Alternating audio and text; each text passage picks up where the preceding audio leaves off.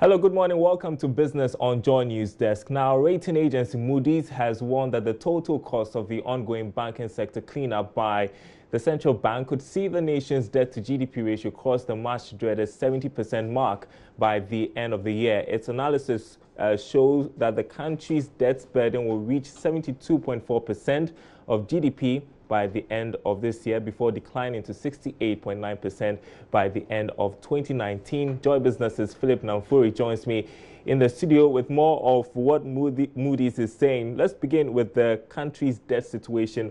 Where do we stand currently? Okay, Daryl, currently, as of May 2018, according to the Bank of Ghana's data, we are at 154.3 billion Ghana cedis. That's 63.8% of our GDP. All right. So what is Moody's saying about the banking sector and the impact of what is happening currently on our debt?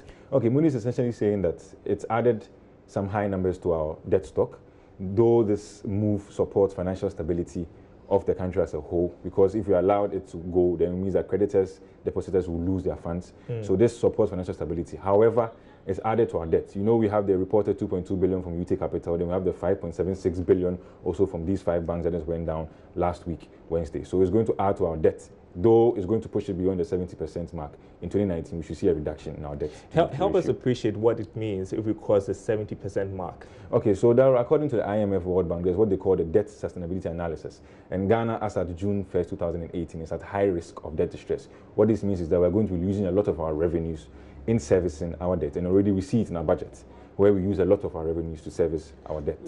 So quickly, how do we get around this? Well, Daryl, they made some moves by lengthening the maturity profile of our debt, meaning that making it more long-term to reduce the short-term agitations of payments. And essentially, we'll have to put in certain measures not to take on more debt at the same time while we repay off other ones.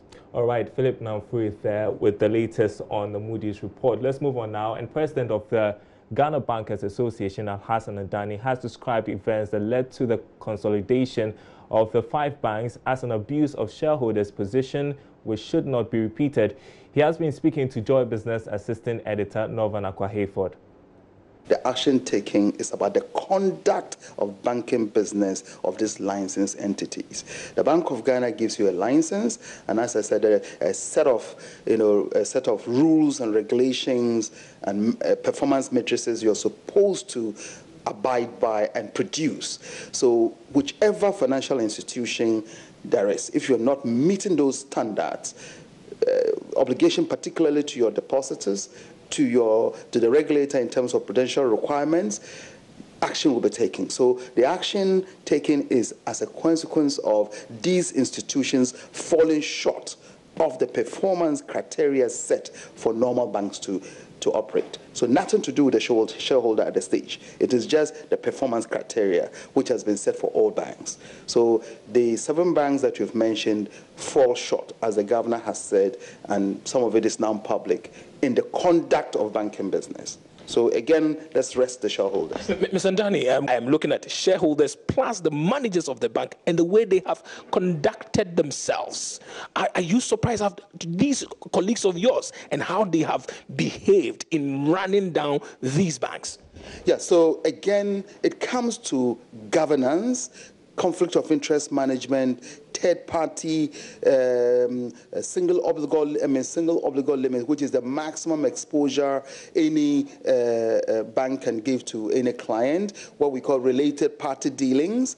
And it should speak to the level of governance in Ghanaian firms or Ghanaian-controlled firms. So probably shareholders cross the line from being shareholder to getting involved in the day-to-day business of the bank and of the firm. And could be bank, could be anything else. Shareholders are shareholders. You put together the capital to set up the firm. Now, the latest AGI Business Barometer reports an increase in business confidence. Business confidence in the local industry has increased, that's according to the Association of Ghana Industry, as it conducted its report for the 2nd quarter of this year as compared with the 1st quarter of this year. There's more in this report. According to findings of the report, business confidence in the local industry has increased. As compared with the first quarter of the year, the business index has surged 204.8 compared with 100.5 in the previous quarter. The report has revealed the reduction in electricity tariffs has been a major driver for the economic growth. The AGI president, Dr. Yao Edu-Jemfi, has however indicated that despite the signs of economic recovery, the local industry is still under pressure. The subsidy that companies are paying for residentials must be taken off.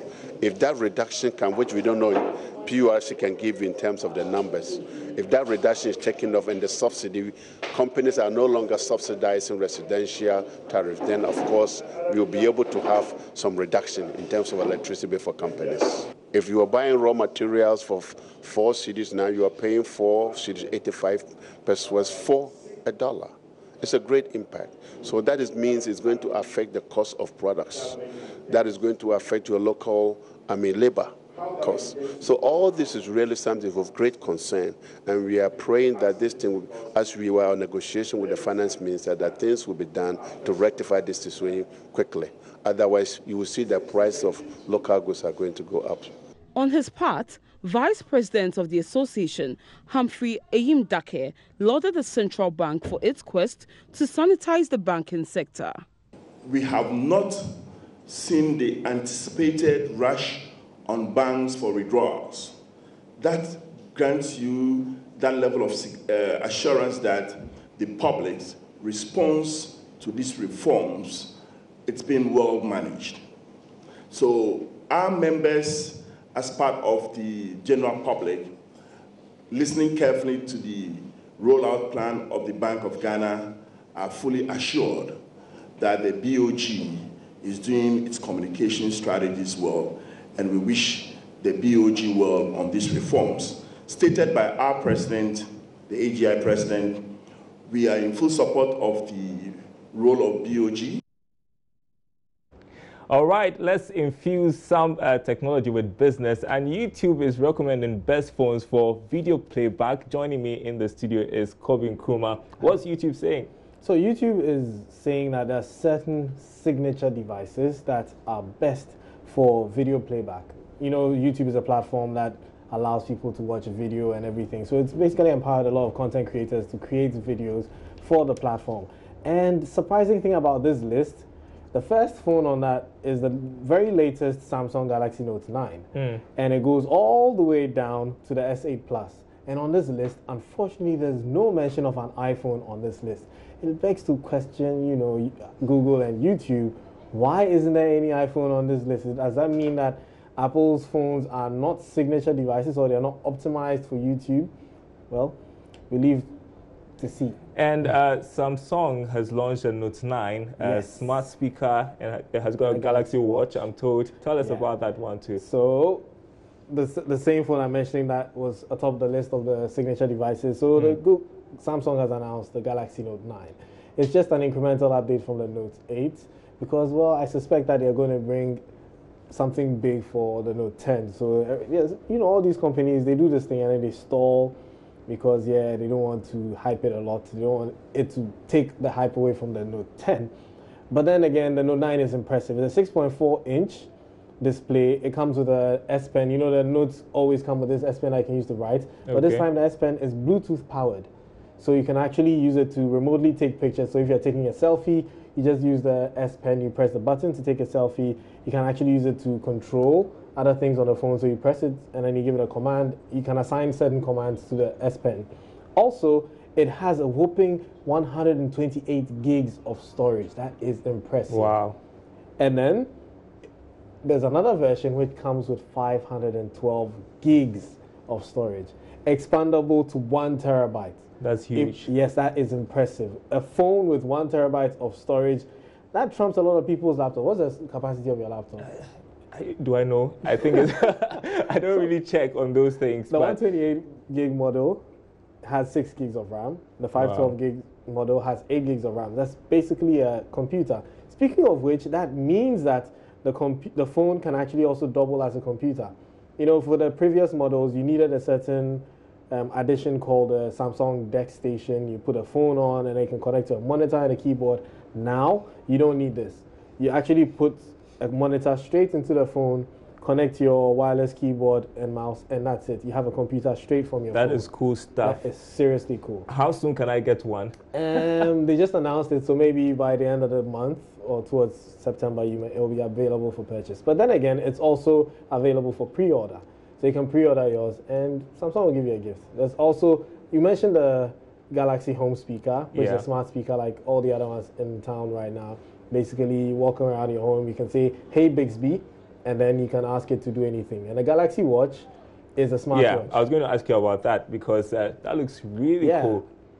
So I like the fact that now it comes with a battery that lasts, according to Samsung, more than 8 days.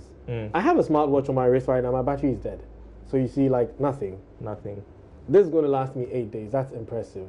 I can't wait to see. The highest you've seen on other smartwatches are like, what, 18 hours on a single charge. But this is promising you up to 80 hours on a single charge. That's very impressive. And it comes with LTE too, meaning that you can actually put a SIM card in it and use it independent of your phone. So imagine walking around like James Bond and answering your phone calls from your watch. So yeah, that's some very impressive stuff. All right, that'll be it for business. Thanks very much for the tech update, Kobe. The sports news is up next on News Desk. Stay with us.